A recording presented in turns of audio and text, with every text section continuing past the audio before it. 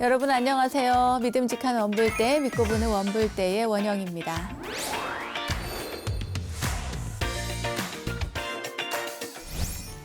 비구들이여, 나는 모든 속박에서 벗어났다. 그대들도 또한 모든 속박에서 벗어났다. 비구들이여, 길을 떠나라. 중생의 이익과 안락을 위하여 세상에 대한 자비심을 가지고, 존재하는 모든 것에 대한 자비심을 가지고 신들과 인간의 이익과 행복을 위하여 길을 떠나라. 둘이 함께 같은 길을 가지 마라. 비구들이여, 처음도 좋고 중간도 좋고 끝도 좋은 바른 의미와 문장을 갖춘 법을 설하여라. 완전하고도 청정한 수행의 삶을 보여주어라. 세상에는 더러움에 덜 물든 사람들도 있다. 다만 그들은 가르침을 듣지 못하였기 때문에 멀어졌지만, 만일 그들이 가르침을 듣는다면 그것을 곧 알아들을 것이다. 비구들이여, 나도 또한 법을 설하기 위해 우르벨라의 세나니 마을로 가리라. 자, 오늘은 부처님의 전도 선언으로 시작을 해봤습니다. 전도 선언은 부처님께서 60명의 제자들이 전부 아라한이 되었을 때 제자들을 향해서 전법의 길을 떠나라고 말씀하신 내용입니다. 비구들이여, 길을 떠나라. 만약 부처님이 이 전도 선언이 있지 않았다면 이 좋은 불교, 우리는 아마 만나지 못했을 수도 있겠죠. 중생의 이익과 안락을 위해서, 모든 존재들의 이익과 행복을 위해서 길을 떠나라는 부처님의 전도 선언은 그래서 더 비장하고, 그래서 더 우리들에게는 무한한 사랑으로 다가오는 것 같습니다. 자, 부처님 가르침대로 우리의 안락과 행복을 위해 오늘도 더 열심히 공부를 해봐야겠죠? 새롭게 꾸며가고 있는 원불대 시즌2에서는 시즌1에서 열심히 공부한 내용을 바탕으로 스스로를 점검하는 시간입니다. 지난 시즌1에서 공부한 것을 바탕으로 포교사 문제나 승가고시 문제 등을 활용해서 실전 문제를 풀어보고 있는데요. 오늘 함께 문제를 풀어보면서 혹시나 잘 이해가 되지 않거나 또 머릿속에 콕콕 넣어보고 싶은 분들은 BBS 너튜브 원영스님의 불교 대백과를 찾아보시는 것 잊지 마시고요. 자, 그럼 오늘 공부 시작해 보도록 하겠습니다. 여러분 어서 모이세요.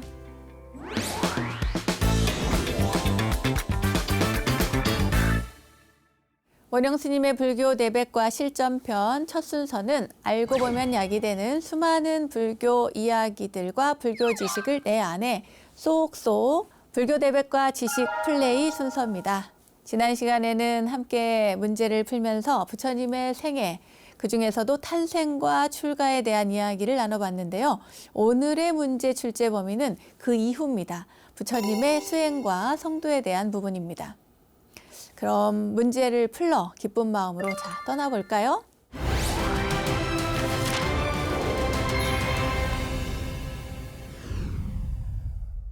오늘 첫 번째 질문 보도록 하겠습니다. 출가를 만료하는 부왕에게 시다르타 태자가 출가하지 않는 조건으로 제시한 4가지 소원은 무엇인가? 1.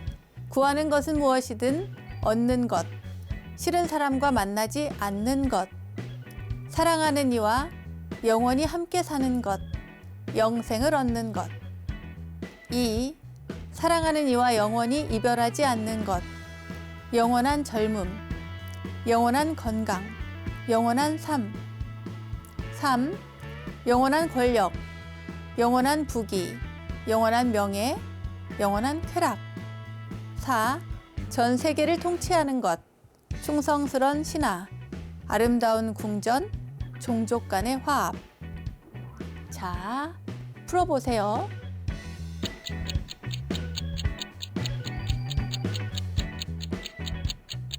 네, 굉장히 어려운 질문, 첫 번째 질문으로 나왔습니다. 그럼 정답을 한번 볼까요? 정답은 2번입니다. 사랑하는 이와 영원히 이별하지 않는 것, 영원한 젊음, 영원한 건강, 영원한 삶. 네, 이것을 부왕에게 출가하지 않는 조건으로 제시를 했는데요. 이게 어떻게 된 얘기인가 하면은 그 전반적인 상황을 말씀을 드리도록 하겠습니다. 부왕인 정반왕이 이 아들이 출가를 할 것 같으니까 그 출가를 막기 위해서 온갖 애를 다 씁니다. 그래서 뭐 봄, 여름, 가을, 겨울 쉴 수 있는 궁전들을 막 만들어 놓고 그 궁마다 가서 놀고 쉬게 할 수 있게 만들고요. 세상에 지저분하고 거칠고 안 좋은 것들은 다 없애버리고 오로지 좋은 것만, 맛있는 것만, 아름다운 것만, 심지어 그 궁녀들도 최고 예쁜 궁녀들만 뽑아서 그 태자 옆에 둡니다. 이 세상에서 보기 싫은 것들은 모두 다 없애고 아름다운 것들만 이렇게 다 놓고, 그리고 태자가 이 행복한 궁에서 계속해서 살도록 왕위를 물려받을 수 있도록 그렇게 하는데요. 그런데 이 태자의 마음은 그렇지 않은 것이죠. 이미 사문유관, 이 동문, 남문, 서문, 북문에서 모두 늙음과 병듦과 죽음과 수행자를 본 이후기 때문에 마음이 이미 정해져 있습니다. 나는 이제 가야겠구나 라고 생각을 하는데, 정반왕이, 부왕이 너무 말리는 거예요. 아버지가 아들이 출가하는 거를 당연히 막겠죠. 막는데 그때 부왕이 너무 말리니까 또 태자가 한번 갑니다. 가서 부왕에게 만약에 제 소원을 들어주신다면 저는 출가하지 않겠습니다. 그때에 제시한 그 조건이 바로 이것들입니다. 사랑하는 이와 영원히 이별하지 않는 것. 네, 여러분 사랑하는 사람과 이별하지 않을 수 있습니까? 사랑하는 사람과 이별하지 않을 수 있다면 얼마나 좋겠어요. 네, 사랑이 꼭 이성적인 것만을 이야기하는 게 아니니까요. 내가 아끼고 사랑하고 너무나 좋아하는 내 어머니 또는 뭐 내 자식 헤어질 수 없나요? 헤어질 수 있나요? 여러분 말이 이상하네. 네, 영원히 이별하지 않는 것, 그것은 쉽지가 않습니다. 죽음이 우리를 갈라놓을 수도 있고 어떠한 사건이나 상황이 안 되어서 함께 살 수 없는 그런 상황도 처해지니까요. 네, 자, 그리고 뜻밖이에요. 영원한 젊음을 주십시오. 부왕에게 이야기하는 거죠. 영원히 젊음을 저에게 준다면, 제가 늙고 병들지 않고 죽지 않을 그러한 젊음을 주신다면 저는 출가하지 않겠습니다. 이렇게 얘기하는 거죠. 자, 영원한 건강이에요. 병들지 않게. 내가 만약에 병들지 않는다면, 그렇다면 출가하지 않겠습니다. 영원한 삶. 제가 죽지 않도록 해주신다면 저는 출가하지 않겠습니다. 이런 거예요. 그러니까 생로병사를 해결해주면 제가 출가하지 않겠습니다. 라고 부왕에게 말씀을 드리는 거죠. 자, 그런데 제 아무리 한나라의 왕이라 하더라도 생로병사를 해결하지는 못하죠. 그죠? 네, 그 누구도 이 문제는 해결할 수가 없습니다. 그래서 이러한 조건들을 내세웠고 그 소원이 이루어지지 않는다는 것을 알기 때문에 태자도 부왕도 뭐랄까요? 암묵적으로 이미 알고 있죠. 출가를 하게 되는 것입니다. 건강식품 많이 먹으면은 좋을 것 같기도 하고, 네, 계속 또 뭐 염색도 하고 하면서 뭔가 그런 생각을 하신다면 절대로 그런 일은 없습니다, 여러분. 네, 자, 이 문제는 굉장히 어려웠어요. 굉장히 글쎄요, 상의 문제가 아닌가 싶습니다. 자, 다음 문제 보도록 하겠습니다. 출가한 뒤 시다르타의 행보에 대해서 잘못 서술한 항목을 고르시오 했습니다. 야쇼다라는 남편의 출가 소식을 듣자마자 출가의 길을 떠났다. 2. 야쇼다라는 마부 찬나로부터 남편의 출가 소식을 들었다. 3. 시다르타는 야쇼다라에게 아무 말도 하지 않고 길을 떠났다. 4. 찬나는 태자의 보석 장신구를 야쇼다라에게 전해주었다.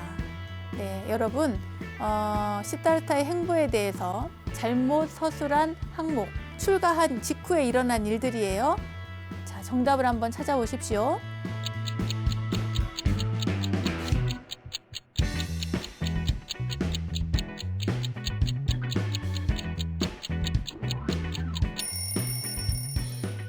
정답은 1번입니다. 야쇼다라는 남편의 출가 소식을 듣자마자 출가의 길을 떠났다. 네, 남편의 출가 소식을 듣고 나서 어떻게 했다고 그랬죠? 예, 맞습니다. 남편이 출가한 이후에 당신의 삶을 바꾸죠. 지금까지 살아왔던 풍요롭고 아름답고 행복한 그러한 삶에서 벗어나서 금욕적인 생활 태도로 일단 태도를 바꿉니다. 그리고 아름답게 치장을 한다거나 좋은 곳에 머문다거나 또는 아름다운 옷을 입는다거나 좋은 침구를 사용한다거나 맛있는 음식을 먹는다거나 하는 모든 것들을 다 내려놓습니다. 그리고 부처님처럼 자기 남편이었던 시다르타 태자처럼 그렇게 나도 함께 마음을 고행의 입장으로 가져가게 되는 것이죠. 그런데 출가 소식을 듣자마자 출가의 길을 떠나지는 않았습니다.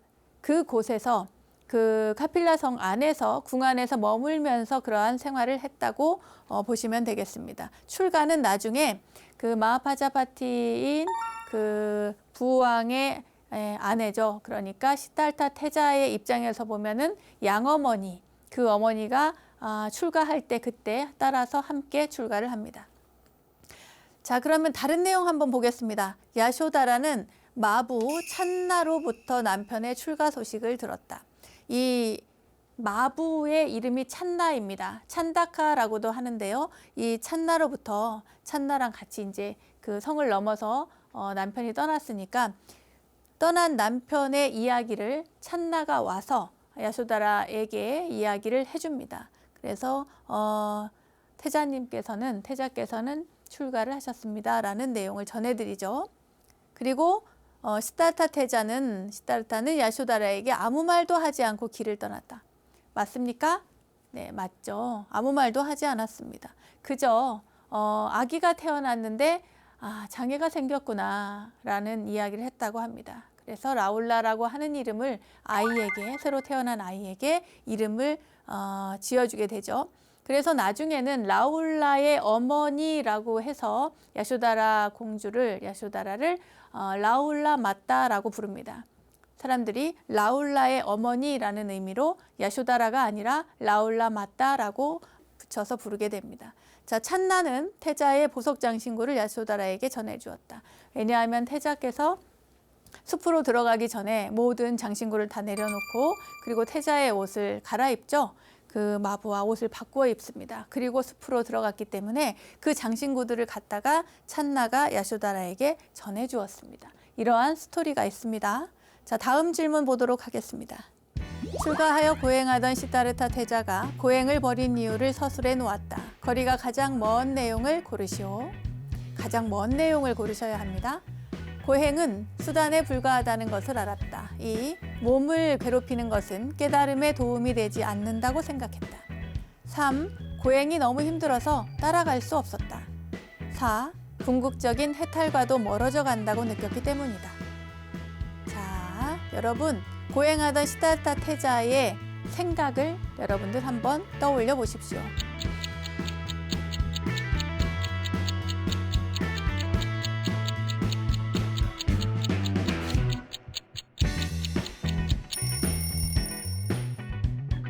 정답 보도록 하겠습니다.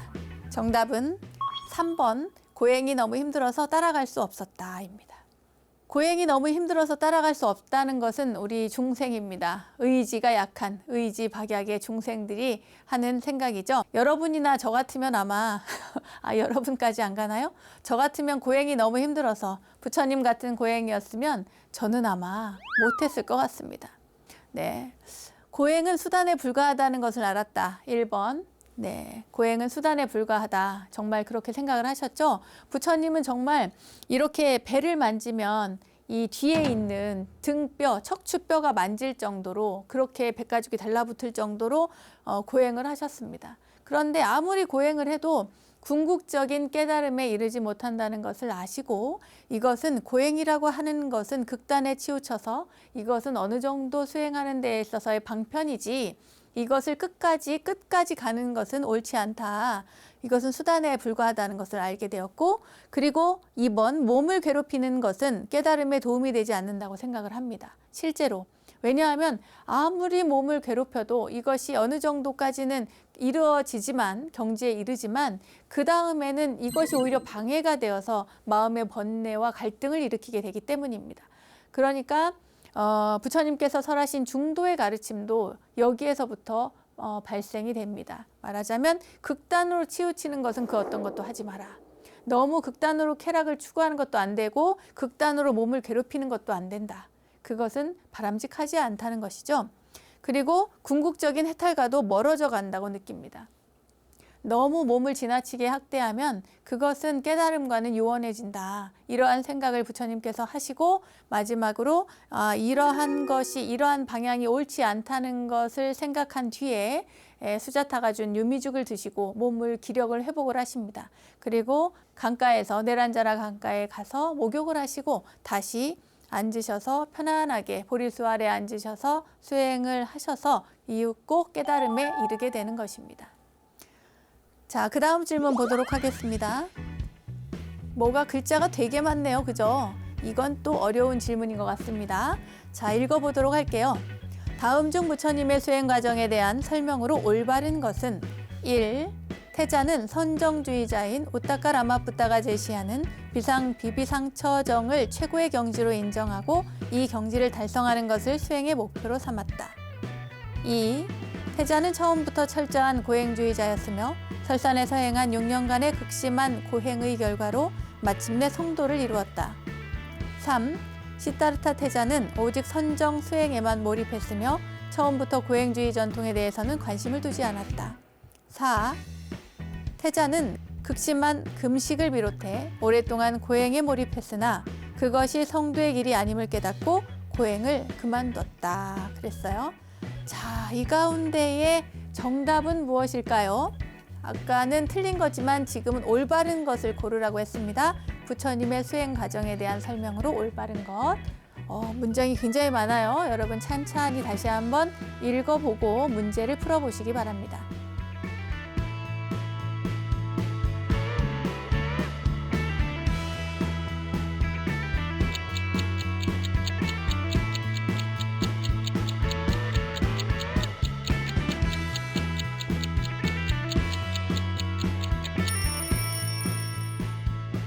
네, 고르셨을까요?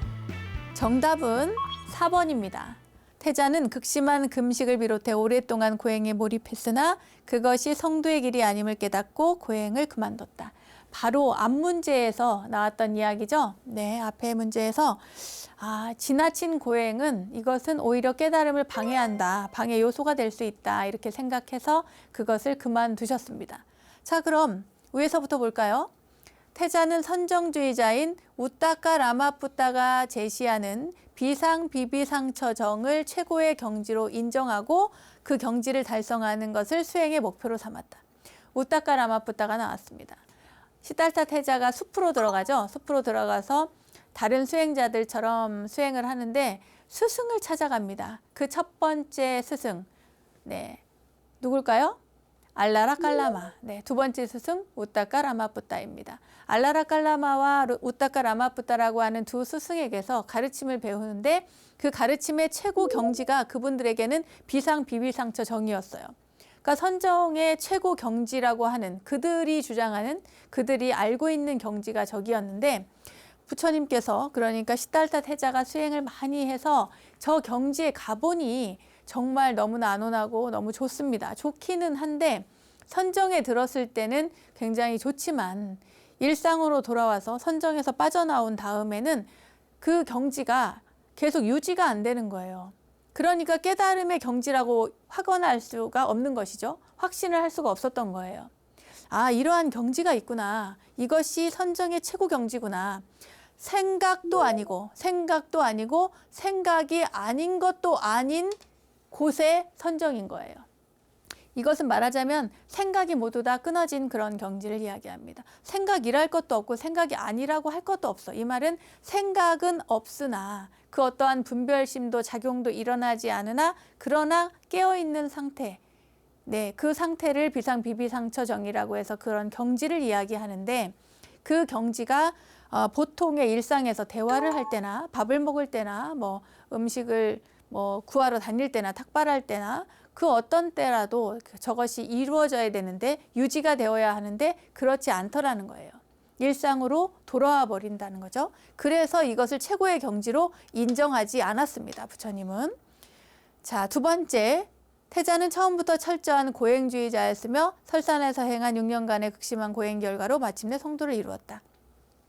6년간의 극심한 고행의 결과로 성도를 이룬 것이 아닙니다. 마지막에는 극심한 고행의 이것을 내려놓고 극심한 고행이라는 것이 결국에는 또 다른 장애가 되어서 나를 가로막는구나 이렇게 알기 때문에 그것을 내려놓음으로써 성도를 이루게 된 것이죠.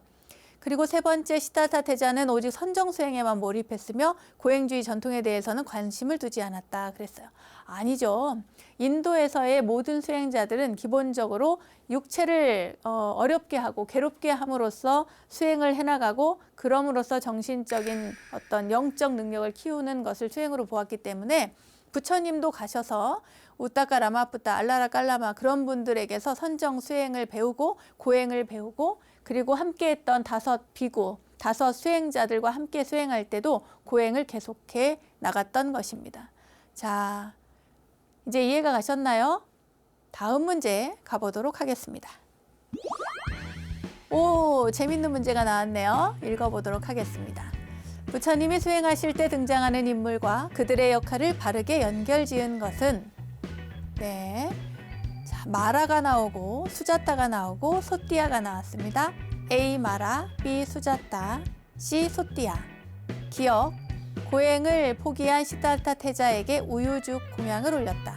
니은, 태자가 깔고 앉을 수 있는 보드라운 꾸사풀 8다발을 선물했다. 디귿, 온갖 위협과 유혹으로 태자의 수행을 방해했다. 자, 뭐가 맞을까요?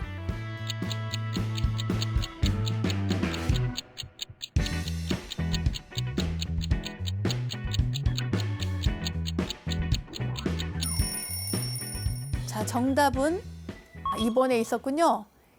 마라는 디귿, 온갖 위협과 유혹으로 태자의 수행을 방해했고, B. 수자타는 우유죽 공양을 올렸고, C는 소띠아는 꾸사풀 8다발을 선물했고. 제일 쉬운 것부터 볼까요? 고행을 포기한 시달타 태자에게 우유죽 공양을 올렸대요. 누굴까요?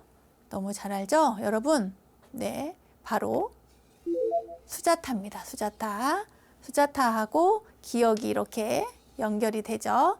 자, 그 다음에 태자가 깔고 앉을 수 있는 보드라운 꾸사풀 8다발. 이 꾸사풀 누가 줬을까요? 누가 줬을까요? 여러분, 이 꾸사풀이라고 하는 게요, 부처님께서 고행을 이렇게 내려놓으시고 더 이상 하지 않겠다. 극단적인 고행 수행에 깨달음에 도움이 되지 않는다라고 생각하시고 그 유미죽을 주시고 이렇게 목욕도 하셨잖아요. 보리수 아래 앉을 때 그때에 이 소띠아라고 하는 이가 이 꾸사풀을 선물을 합니다. 부처님께. 그 깔고 앉으셔서 여기에서 수행을 하십시오라고 이렇게 꾸사풀 8다발을 주는데 이 꾸사풀을 위해서 부처님께서 앉으셔서 성도를 하셨기 때문에 그래서 그 다음에 이 꾸사풀을 우리는 길상초라고 부릅니다. 여러분, 길상초 들어보셨죠? 꾸사풀이라고 하면 잘 모르지만 길상초라고 하면 여러분 알고 계실 겁니다. 꾸사풀 8다발. 네, 누굴까요? 소띠아. 소띠아가 부처님께 꾸사풀을 드렸어요. 그리고 온갖 위협과 유혹으로 태자의 수행을 방해했어요. 누굴까요? 예, 마라죠, 마라. 마라가 부처님의 수행을 방해했습니다. 막 방해했어요. 가가지고 유혹도 하고 또 위협도 하고 그러면서 방해를 했습니다. 그러면 다음 문제에 넘어가 보도록 하겠습니다. 부처님께서 깨달음을 얻을 순간에 대한 설명으로 적당하지 않은 것은 입니다. 적당하지 않은 것. 1. 태자는 보리수 아래에서 선정이 깊어지면서 단계적으로 깨달음을 이루었다. 2. 기원전 589년 12월 8일 태자는 보리수 밑에서 35세의 나이로 무상정등각을 이루었다. 3. 태자가 깨달음을 얻자 보리수 아래로 수많은 천인들이 찾아와 꽃을 뿌리며 축복했다. 4. 보리수 아래에서 완전한 깨달음을 이룬 순간을 설산수도상이라고 한다. 정답은 무엇일까요?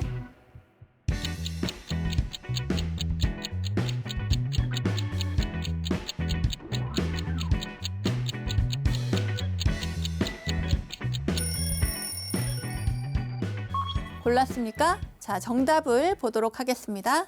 정답은 4번입니다. 보리수 아래에서 완전한 깨달음을 이룬 순간을 설산수도상이라고 한다. 이 말은 옳지가 않죠. 부처님께서 깨달음을 얻을 순간에 대한 설명이에요. 깨달음을 얻을 순간. 자, 태자는 1번부터 보겠습니다. 태자는 보리수 아래에서 선정이 깊어지면서 단계적 깨달음을 이루었다. 보리수 아래에서 선정이 깊어지셨어요. 그죠? 보리수 나무, 깨달음을 이루었기 때문에 저 나무의 이름도 보리수가 된 것입니다. 아까 그 꾸사풀 그걸 갖다 줬을 때 그 꾸사풀 위에서 성도를 이루었기 때문에 이름을 뭐라고 한다? 길상초라고 한다. 네, 그랬어요.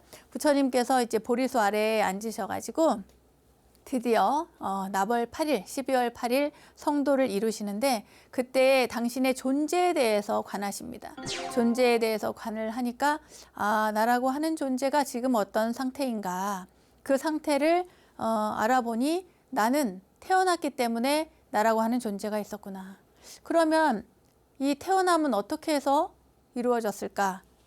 그 생이라고 하는 것은 어떻게 해서 이루어진 것일까? 찾아보니까 그 생 이전에 바로 무언가 존재, 종자가 있었기 때문이다 이 말이에요.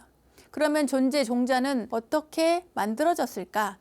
바로 아버지와 어머니가 만났기 때문에 그 종자가 만들어진 것입니다. 그런 식으로 해서 그 이전에 무엇이었고 그 이전에 무엇이었고 계속 찾아갑니다. 취가 있었고 서로의 취함 이전에 무엇이 있었나? 뭐 사랑이 있었고 뭐 하면서 쭉 따라갑니다. 이것이 거슬러 올라가는 것이 바로 12연기인데요. 연기의 법칙을 역관을 하시고 다시 또 순관을 하시고 이러한 것을 반복적으로 함으로써 부처님께서 깨달음의 단계에 이르게 되는데 그렇게 연기의 과정을 이렇게 보시고 그 이전에는 무엇이었고 그 이전엔 무엇이었고 쭉 찾아 올라가서 무명이라고 하는 곳까지 갑니다. 알 수 없는 것, 알지 못하는 것, 밟지 않은 것, 그것에서부터 일어나는 여러 가지 업의 역할, 업식이라고 하죠. 업식에 의해서 많은 것들이 만들어지고 그것들에 의해서 또 다른 업을 만들고 업에 의하여 무언가 결과가 만들어지면 그 결과를 다시 원인으로 인해서 또 다른 결과가 만들어진다. 이것이 있으므로 저것이 있고 저것이 없으므로 또 이것이 없다. 이렇게도 할 수가 있겠죠? 이것이 있으므로 저것이 있고 저것이 있으므로 이것이 있다. 반대로 이것이 없으므로 저것이 없고 저것이 없으므로 이것이 없다. 이렇게도 이야기할 수가 있습니다. 모든 것들은 연기에 의해서 발생한다라고 하는 그 깨달음을 부처님께서 차근차근 알아가시고 그걸 단계적으로 알아가는 과정에서 여러 가지 신통을 얻게 되죠. 그것이 숙명통이고 또 뭐 타심통이라든지 여러 가지 또 신통도 생기고 마지막에 또 누진통도 생깁니다. 그러한 단계적으로 깨달음을 이루었다. 선정이 깊어지면서 단계적으로 깨달음을 이루었다라고 하는 것은 맞는 얘기죠. 자, 기원전 589년 12월 8일 우리가 성도제의를 얘기를 하면은 보통 12월 8일 이야기를 합니다. 그런데 589년이 맞나?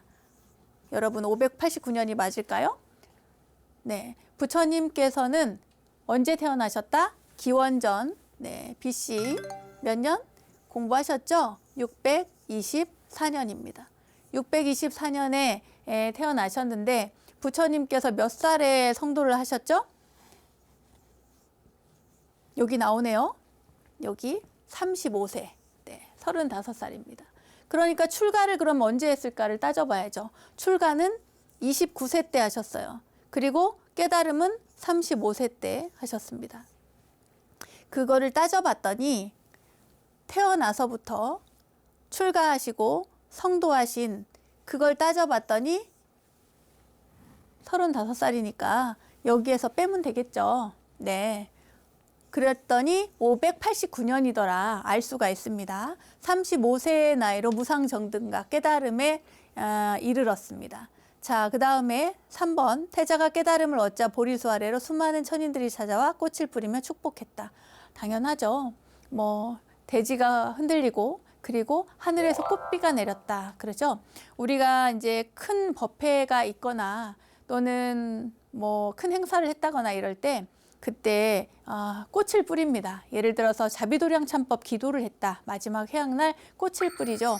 부처님과 천신들이 또 불보살님들의 가피로 이제 회양을 잘 하고 그리고 또 천인들이 찾아와 꽃을 뿌리며 축복했다라고 하는 그 의미까지 다 담아서 그들을 축복해 주는 겁니다. 기도를 잘했구나, 회향을 잘했구나 하면서 마찬가지로 태자가 깨달음을 얻자 보리수 아래로 수많은 천인들이 찾아와서 꽃을 뿌리면서 축복을 했습니다.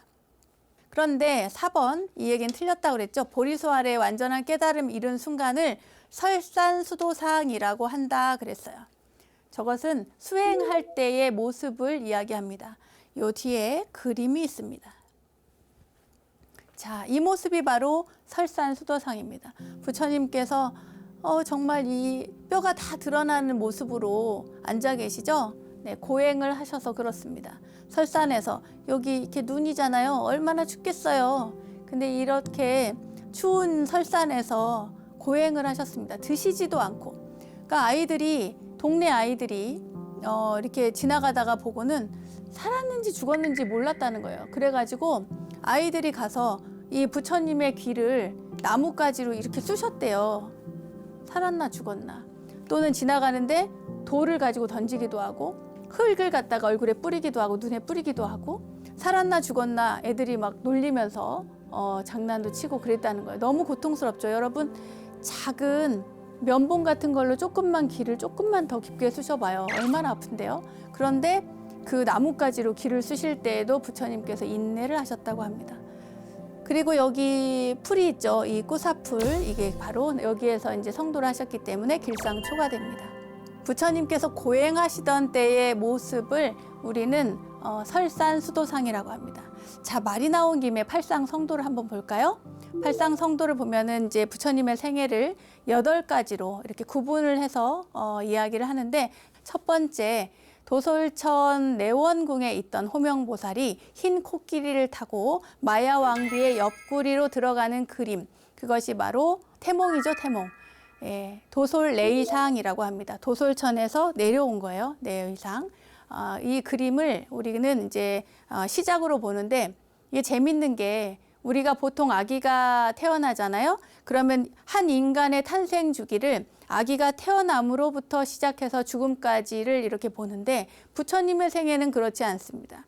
반드시 태에 들어갈 때부터 시작을 합니다. 그러니까 뱃속에 있을 때의 10달, 어머니 뱃속에 있을 때의 10달을 생의 주기로 포함을 시키는 거죠. 굉장히 독특하기도 하고 아름다운 사상이 아닌가 싶습니다. 뱃속에 있을 때부터, 들어갔을 때부터 이미 생명으로서 인정을 하는 거죠. 그래서 우리도 사실 우리나라 나이가 지금 많이 바뀌었습니다만, 옛날에는 태어나면 1살이었어요. 왜냐? 뱃속에 있을 때의 10달을 다 계산을 해서 태어났을 때 이미 10달을 산 아이, 생명으로서 벗기 때문에 1살 이렇게 했던 겁니다. 우리나라는 그랬죠. 어쨌거나 부처님의 생애도 보면은 도솔내의상에서부터 시작을 합니다. 태몽부터. 두 번째, 이 세상에 아기 부처님이 탄생을 하십니다. 그것을 비람강생상이라고 합니다. 아기 부처님이 태어나서 7걸음을 걸으시죠. 육도를 벗어나 7번째 걸음을 걸으시고 천상천하 유아독전 3계계고 아당안지를 이야기합니다. 이것이 바로 비람강생상이고요. 세 번째, 사문유관상. 지난 시간에 굉장히 공부를 열심히 했는데 네 성문에서 각각의 특징적인 인물들을 만납니다. 동문에서는 늙은 노인을 만나고, 남문에서는 병든이를 만나고, 서문에서는 죽은이를 만나고, 북문에서는 출가 수행자를 만나게 됩니다.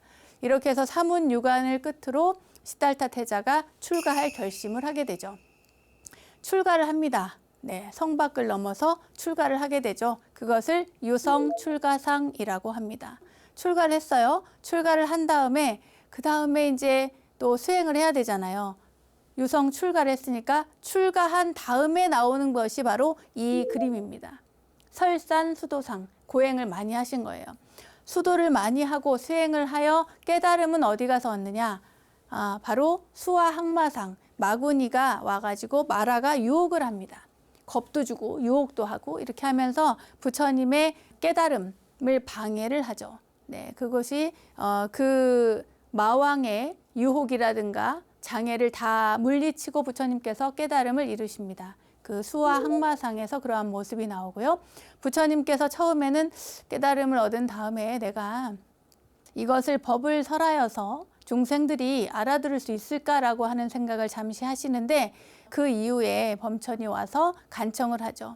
세상에는 물들지 않은 이들도 있습니다. 그러니 법을 설해 주십시오라고 하는 말을 듣고 그리고 부처님께서 마음을 내어서 전법의 길을 떠나시는데 그 전법의 길을 누구에게 제일 먼저 갈 것인가라고 생각을 하실 때 우따까 라마푸따라든지 알라라 깔라마 같은 그러한 자신의 스승들은 이미 이 세상에 있지 않았기 때문에 가지 않고 그럼 누구를 택할 것인가 했을 때 함께 수행했던 5 수행자 그들에게 찾아가서 맨발로 찾아가서 그 먼 길을 갑니다. 가서 그들에게 법을 전해 주십니다. 그것이 바로 노권 전법상이고요.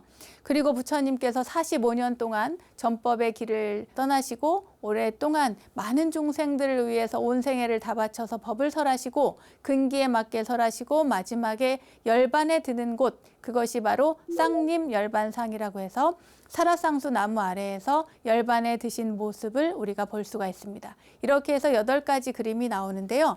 부처님 생애 가운데 이 그림은 바로 설산수도상입니다. 내용이 너무 길어졌나요? 자, 그 다음에 넘어가 보도록 하겠습니다. 석가모니 부처님께서 깨달음을 얻은 성도절은 이라고 하는 질문입니다. 1. 음력 2월 8일 2. 음력 2월 15일 3. 음력 4월 8일 4. 음력 12월 8일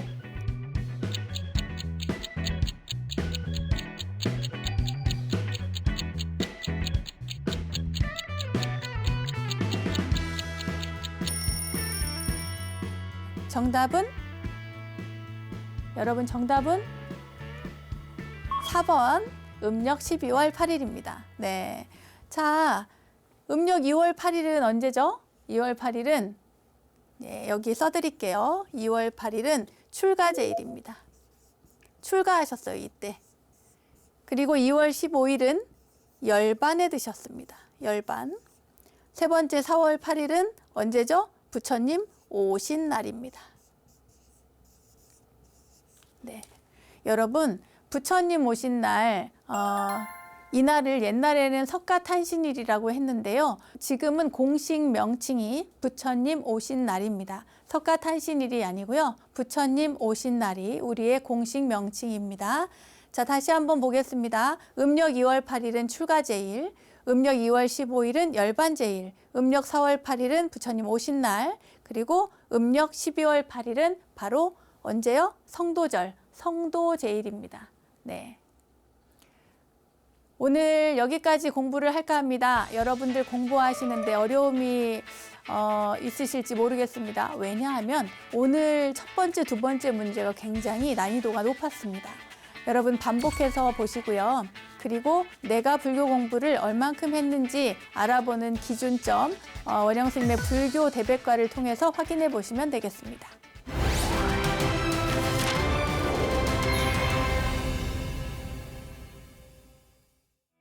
우리들 인생길에 마주한 이야기 하나로 삶을 향기롭게 만들어가는 시간, 마음 훈련의 시간 불문입니다. 부처님께서는 많은 물음에 대답을 하시면서 근기에 맞게 설법을 해주셨죠. 그래서 84,000이라는 대법문이 탄생하기도 했고요. 인생에 대한 물음이 있으시다면 부처님 가르침에서 그 해답을 여러분 찾아보시기 바랍니다. 자, 생각을 키우고 마음을 훈련시키는 오늘의 이야기는 맞지마 니까야 22 독사의 비유경 중에 뗏목의 비유에 대한 물음입니다. 부처님께서 말씀하십니다. 비구들이여, 나는 법이 뗏목과 비슷하다는 것, 즉 뗏목은 건너기 위한 것이지 붙잡기 위한 것이 아니다라는 것을 가르치겠으니 잘 듣고 집중하라. 비구들은 네 스승님이라고 대답을 했습니다. 길을 따라 여행하는 사람이 있다고 가정을 해보라. 그는 가까운 강가는 위험하고 먼 강가는 위험이 없는 큰 홍수를 만났다. 하지만 건널 수 있는 나룻배나 다리가 전혀 없었다. 그는 풀, 나뭇가지, 나뭇잎을 모아 뗏목을 만들면 어떨까라고 생각했다. 뗏목에 올라타서 손과 발로 노를 저으면 멀리 있는 강가까지 안전하게 갈 수 있겠지라고 생각했다. 그래서 그들은 그렇게 했다. 그리고 먼 강가로 건너간 후에는 이 뗏목은 나에게 큰 도움이 되었다. 뗏목에 올라타고 손과 발로 노를 저으며 먼 강가까지 안전하게 건너왔다. 이 뗏목을 머리에 얹거나 어깨에 메고 어디든 가는 것이 어떨까라고 생각했다. 비구들이여 어떻게 생각하는가? 저 사람이 뗏목으로 해야 할 일을 하고 있는가? 아닙니다, 스승님. 그럼 그 사람은 뗏목으로 무엇을 해야 하는가? 그는 강을 건너가서 이렇게 생각해야 한다. 이 뗏목은 나에게 큰 도움이 되었다. 이 뗏목을 마른 땅 위로 가져가거나 또는 물 위로 띄워놓고 나는 원하는 곳으로 가면 어떨까? 그는 뗏목을 가지고 그렇게 해야 한다. 이처럼 나는 가르침이 뗏목과 비슷하다는 것을 가르쳤다. 가르침은 붙잡기 위한 것이 아니라 건너기 위한 것이다. 뗏목의 비유를 이해함으로써 그대들은 가르침에 어긋나는 것은 말할 것도 없고 가르침 자체를 버려야 할 것이다. 오늘 이야기는 뗏목의 비유였습니다. 뗏목의 비유는 가르침과 같다. 우리가 불교를 공부하는 것도 마찬가지고 이 불교 대백과를 통해서 여러분들께서 불교를 이해하는 것도 마찬가지입니다. 그리고 스님들마다 각각 이야기하는 것도 조금씩 다를 수가 있습니다. 그러나 이 모든 것들은 내가 불교를 이해하고 공부하는 데 필요한 것이지 그것을 가지고 이것이 맞네 틀리네 하면서 끝까지 가지고 가는 것은 강을 건넌 다음에 뗏목을 지고서 어딘가로 가겠다라고 하는 의지를 불태우는 사람과 마찬가지입니다. 말하자면 어리석은 것이죠. 금강경에도 이 뗏목의 비유가 나오는데요. 강을 건넜으면 그 뗏목은 거기에 두고 가는 게 맞습니다. 그것을 지고 이고 가려고 하는 그러한 마음가짐은 바람직하지 않습니다, 여러분. 불교 공부를 하더라도 어떤 스님을 만나건 어떤 가르침을 배웠건 간에 각각 내용이 다르다고 해서 구분하고 고정관념을 갖는 것이 아니라 나중에는 그조차도 내려놓아야 한다는 가르침을 부처님께서 이렇게 말씀하고 계신 것입니다. 자, 그럼 여러분께 다시 한번 묻겠습니다. 여러분은 지금 어떤 뗏목을 놓지 못하고 계실까요?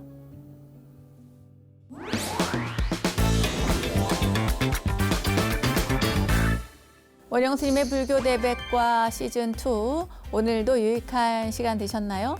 부처님의 가르침을 실생활에 적용할 수 있도록 파고 파서 설명해 드리고 있는 원영스님의 불교 대백과 오늘은 부처님 생애에 관한 문제를 풀어봤고요. 부처님의 뗏목에 비유한 가르침을 전해드렸습니다.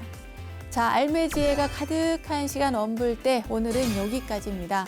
원불대와 함께 불교 공부는 물론 삶의 지혜를 찾는 시간 만들어 가시기 바라고요. 믿음직하고 믿고 보는 원불대 여기서 마치겠습니다.